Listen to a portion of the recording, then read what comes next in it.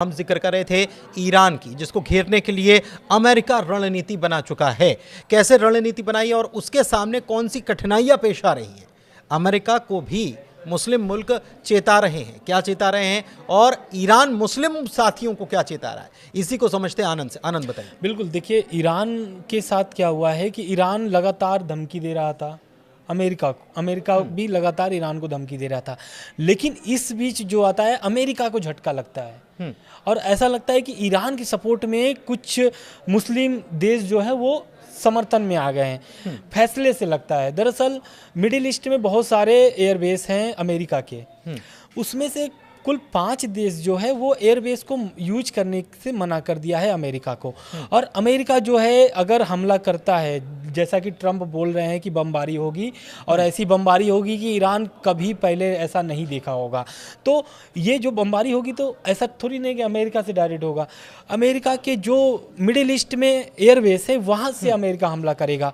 तो ईरान भी वैसे ही प्लान बना करके रखा है कि अगर हमला करता है अमेरिका तो पहले मिडिल ईस्ट में जितने भी अमेरिका के एयरबेस है उसको तबाह किया जाएगा। अगर वहां से हमला होता है बिल्कुल। और अगर हमला होगा तो अब जैसे उसमें आ जाएंगे, कतर आ जाएगा, कुवैत आ जाएगा, सऊदी अरब आ जाएगा, यूएई आ जाएगा, ओमान आ जाएगा, इराक आ जाएगा। इन सभी देशों में जो है कि अगर जाहिर सी बात है अब इन देशों से हमला होगा अमेरिका का, तो जाहिर सी बात है इस पर ही हमला करेगा ईरान।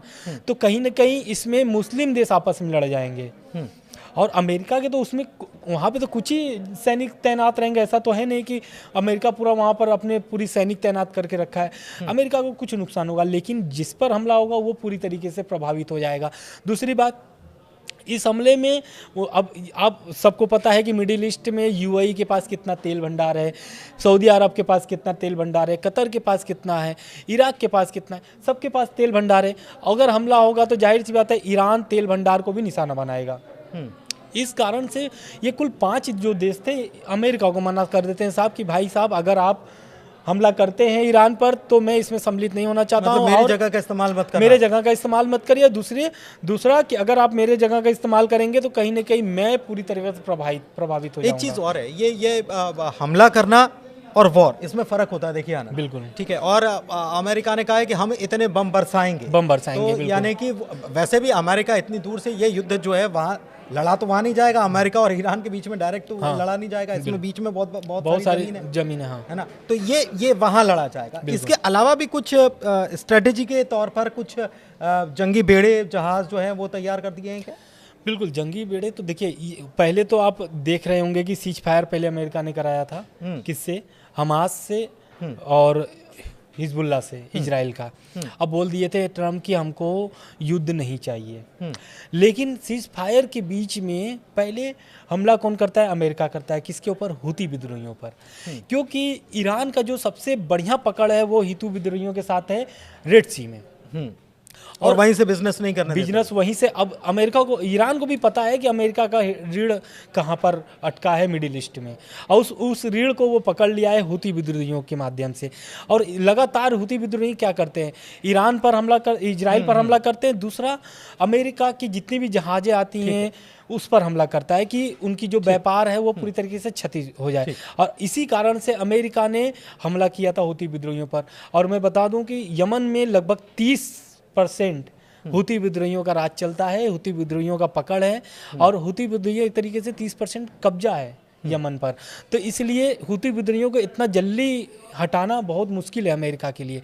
और लगातार अमेरिका हिजबुल्ला और हमास से बात करने की बात करता है, लेकिन हुती विद्रोहियों से बात नहीं करता है। हुती विद्रोहियों पर सीधे हमला करता है अमेरिका। और इस बात को लेकर के ईरान कई बार बोल चुका है कि मैं हुती विद्रोहियों को कोई भी सपोर्ट नहीं करता हूँ, ऐसा। लेकिन आरोप ऐसा ही आता है कि हुती विद्रोही लगातार सपोर्ट कर रहा है ईरान का, ईरान भी सपोर्ट कर रहा है, ऐसा है। बिल्कुल। एक चीज़ और देखिए, आपको बता दें कि युद्धपोत या एयरक्राफ्ट कैरियर जो हैं उनकी तैनाती शुरू हो गई है। उनकी तैनाती कहाँ? फारस की खाड़ी में 9 अप्रैल को पहुँच रहा है USS कार्ल विंसन। ये वही एयरक्राफ्ट कैरियर है जिसका इस्तेमाल किया गया था समंदर में ओसामा बिन लादेन को जब दफन किया गया था, पानी में डाला गया था ना, तो इसी शिप का इस्तेमाल हुआ था, USS कार्ल विंसन। तो ये अहम जानकारी भी है। ये फारस की खाड़ी में 9 तारीख को जा रहा है। इसके अलावा डिएगो गार्सिया एयरबेस है जो हिंद महासागर में है और वहाँ से 4700 किलोमीटर के आसपास दूरी है ईरान से, और वहाँ से B-2 बॉम्बर जो हैं वहाँ तैनात कर दिए गए, वहाँ से उड़ान भरेंगे। बीच में रिफ्यूलिंग की भी व्यवस्था अमेरिका की तरफ से कर ली गई है। लेकिन ईरान ने भी अपनी तैयारी कर ली है। रूस ने कह दिया है कि हम उसके साथ खड़े हुए हैं, तो आप इसको छेड़ेंगे तो हम छोड़ेंगे नहीं। ये परिस्थितियां बन रही हैं, हर तरफ से घेराबंदी जो है वो शुरू हो गई है। लेकिन दूसरी तरफ जो अमेरिका के जो अड्डे हैं मुस्लिम कंट्रीज़ में, उनका इस्तेमाल वो नहीं कर पाएगा।